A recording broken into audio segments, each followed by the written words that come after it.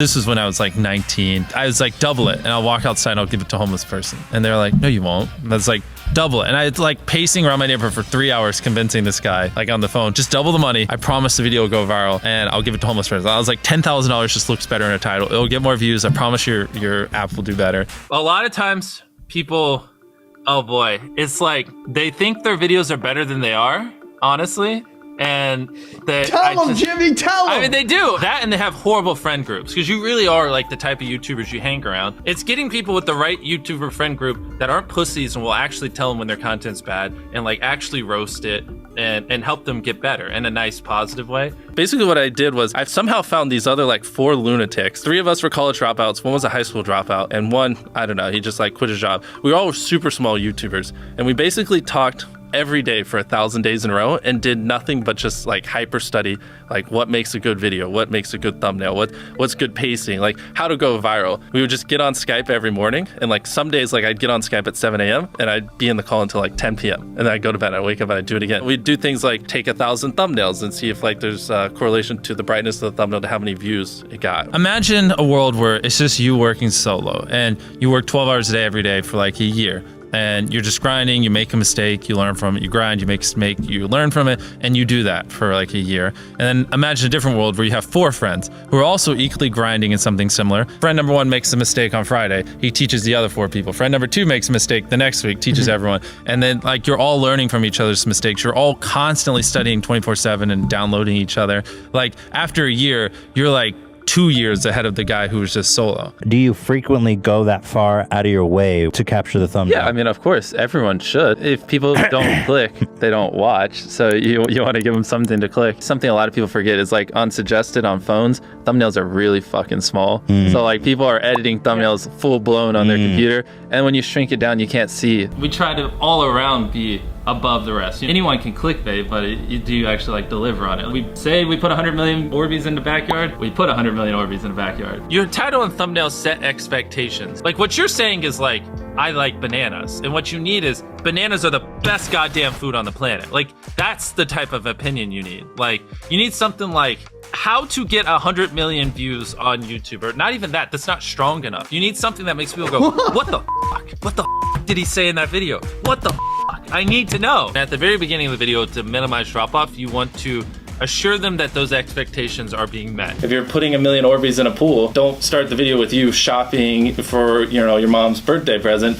At the beginning of the video, just say, this is 100 million Orbeez. We're gonna fill this pool and this entire backyard with them. Match the expectations, and then you want to exceed them. So you want to assure people that what they clicked on is what they're getting, and then blow their mind and be like, but you're also getting even more. Anytime you say the word algorithm, just replace it with audience. The algorithm didn't like that video? No, the audience didn't like that video. If I wasn't retaining a viewer, just would it make sense for you to promote it? Why would you promote a 10-minute video that people watch on average a minute and a half? I mean, every video, even the stupid ones, I learned something, you know, and that's something I try to make a very big point of, is like, no matter how bad we mess up, like we sometimes have videos that have horrible retention. It's just like, as long as you learn from it, it's not the end of the world. Every YouTuber says it. It's like, no one will ever be able to replicate my style. I gotta edit it. But newsflash, someone can. It's actually not as difficult as you think. It was good that I got a really strong foundation on how YouTube works and how the style of videos I wanted and everything before I scaled up a team, if that makes any sense. I just want to make sure that's clear, because I've seen people try to build the team without foundation and knowing how to do well. I know that if we film this video, it will do well, just because I've spent a decade of my life hyper obsessing over YouTube and I have a good pulse on it. But if you didn't have that, then you wouldn't know. Like, you wouldn't be able to spend $4 million on a Squid Game, because you might lose $2 million and then you can't pay your people. But of course, yeah, if I didn't have these people, I couldn't do half the stuff I do. For the last like 8 or 9 years, like every dollar I've made, I just spent it the next month on content. And I just did that every single month, and it just kept getting bigger and bigger, and here we are. Since I was 13, there probably hasn't been a single hour that's gone by that I've been awake where I haven't thought about YouTube. Like, I'm just focused on making the best videos possible, period. I don't care about making money. I don't care about time. I don't care about anything. I just want to make the best videos on the planet. Literally all the algorithm does is reflect what the people want to a T. And if you deny that, you just make terrible videos and are trying to find a scapegoat. We do our videos in other languages as well. If you Google it, it's like only whatever, less than 10% of the world speaks English. So 90% of the world can't even enjoy your content. And when I realized that, I was like, wait a minute. 90% of the world can't even watch this stuff. Like, we just started doing this like 6 months ago, and it's crazy like how viral some of these videos are going. 51 million. In Spanish, the guy who does my dubs is the same guy who dubbed Spider-Man. We managed to convince him. So a lot of those comments are like, why does he sound like Spider-Man? Or is Mrbeast Spider-Man? To me, what's important is click-through rate, getting people to click on your video, and then average view duration, average view percentage, or just relative retention, and having them watch it. A lot of creators think click-through rate is just like the title and thumbnail and did they click it, but a lot of it too is, did they enjoy your last video? Because if someone watches a video of yours and they loved it, you can bet the next time you're recommended, their chance of clicking is a lot higher. Sometimes we're filming for 3 or 4 days, like 10 hours a day, 30, 40 hours of filming plus months of setup, whereas most creators probably film for a couple hours and set up for a day. Outside of just filming, we brainstorm video ideas, relentlessly, hours every day. By always doing all those things, it just distinctively sets it so far apart that it's basically, in my head, it's like, why would you not watch it? Viewers aren't stupid. They can tell when you half ASS, I don't know if I'm allowed to curse, a video, or if you really put in effort. And if they can tell you're putting in a lot of effort, they're gonna be more likely to click on future videos. And that snowballs. And because once you build that trust, they get to a point where it doesn't matter what you upload. They just know it's high effort and they just know it's great. And they're just conditioned just to watch because you have a good track record. And so with filming, it's just like trying to make sure we're doing everything we can, no matter how expensive it is, no matter how much time it takes, to make the best video possible. A lot of people, if they gave away 100 grand, they would make a huge deal about it. But sometimes we're just like, yeah, here's 100 grand. Thanks for watching, bye. Doing it that way makes it more fun and just more interesting. So I like to keep a little bit of it mysterious because I think that's what people enjoy. A lot of people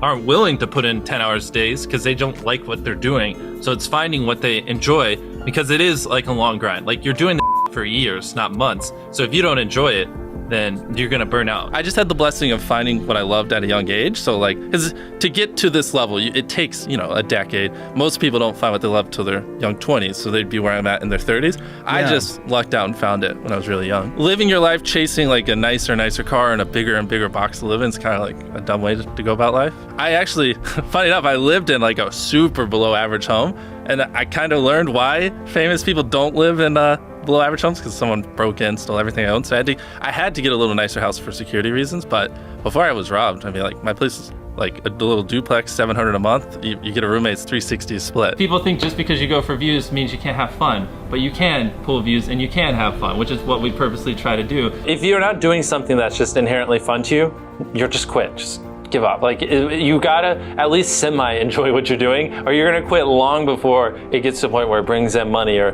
whatever else could be driving you. So find what you love, and then I would just hyper obsess. Make sure no one doing what you're doing is doing it better. Make sure the videos are as good as possible. You can be motivated by more than one thing. I'm motivated because I want to support my mom and my family. I'm motivated because I want to employ my friends and help them. I'm motivated because I want to help other people. I'm motivated because I want to be a YouTuber.